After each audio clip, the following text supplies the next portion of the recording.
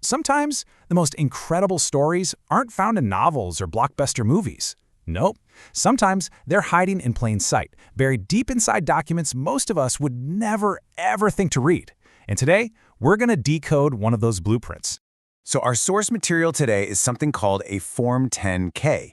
It's an annual report filed with the U.S. government, and yeah, on the surface, it's exactly as exciting as it sounds. We're talking over 100 pages, just packed with dense financial data, naughty legal disclaimers, a whole lot of corporate jargon. Which leads to a very fair question. Why on earth would you spend even 5 minutes on a document that could literally put a pot of coffee to sleep? Well, because this isn't just some boring report. It's a roadmap. It tells the story of a company called Venu Holding Corporation, and they have this massive, bold vision to completely change how we experience live music, one city at a time. So let's unpack that story using only what the company itself has put on the record. Okay, so to really get what Venu is trying to do, we first have to understand the blueprint we're reading from. What exactly is this thing? The easiest way to think about a 10K is like a company's DNA. It's this comprehensive summary, required by law, and it details absolutely everything. Their business strategy, their financial health, and, this is the crucial part, all the things that could possibly go wrong. It's where the ambition meets the fine print. And you'll see phrases like this one all over the document. It's this recurring theme that basically says, look, here's our grand plan, but just remember, it's only a prediction. This one sentence, it really sets the stage for everything that follows, a story of just huge potential balanced by some pretty significant risk. So, who is this company at the heart of the document? What is Venu actually trying to build? Well, their entire vision really boils down to this one big idea, the entertainment campus. Venu's whole strategy is built on this two-pronged attack for live music. On one side, you've got their Bourbon Brothers Presents Halls. These are smaller, more intimate indoor venues for about 1,400 people. Think local favorites, up-and-coming acts, that kind of thing. But on the other side, you have the massive Sunset amphitheaters. We're talking huge outdoor venues for major touring artists, with seating for over 8,000 people and a huge focus on luxury. But see, it's not just about the music. They build an entire ecosystem around the venues. From their flagship smokehouse to upscale steakhouses and rooftop bars, the whole goal is to get you to show up early, stay late, and spend your entire night right there on their campus. It's a complete, all-in-one experience.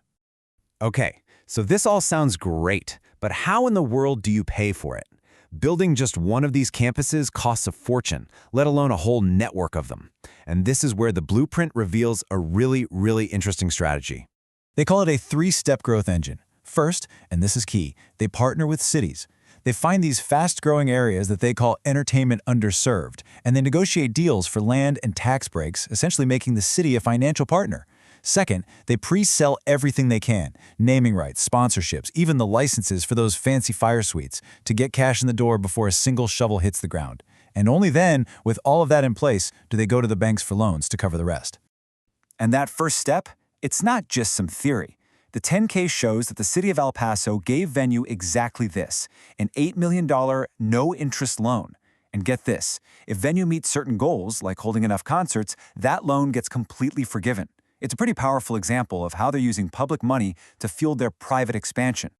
All right, now for every grand vision you find in a 10K, there's always an equally long section that details everything that could go wrong. This is that cautionary note we talked about earlier, but now we're going to see it in full detail. So what are the things that keep the executives at Venu up at night? Well, you don't have to guess. The document lays it all out. And the company is remarkably blunt about all this. Venu openly says they need a lot more money that just might not be there. They admit they have a history of losses. They face big risks from construction delays and, of course, intense competition for the hottest artists. Even those city partnerships, they come with strings attached. It really is a high-wire act, and this blueprint clearly marks every single place that could potentially fall. So let's put it all together, right? We've seen the vision, we've seen the strategy to fund it, and we've seen all the risks that threaten it. Now let's see how this all stacks up into their actual expansion plan. And here it is, their ambition laid out in a table. After opening their first big venue in Colorado Springs, they have this breathtakingly fast pipeline of even larger venues planned all across Oklahoma and Texas. I mean, look at McKinney, a 20,000-seat amphitheater. They're not just expanding, they are scaling up dramatically. And that really brings us to the core takeaway here. A document like this 10K, it's really two things at once. It is the company's detailed plan for the future, but it's also a comprehensive list of all the reasons that plan might totally fail. You have the vision and the vulnerability sitting right there side by side. So, what's the verdict? After decoding their own blueprint, is Venu pioneering a brilliant new model for how we all experience entertainment? Or is this whole thing a massive high-stakes gamble, fueled by public money and a mountain of future debt?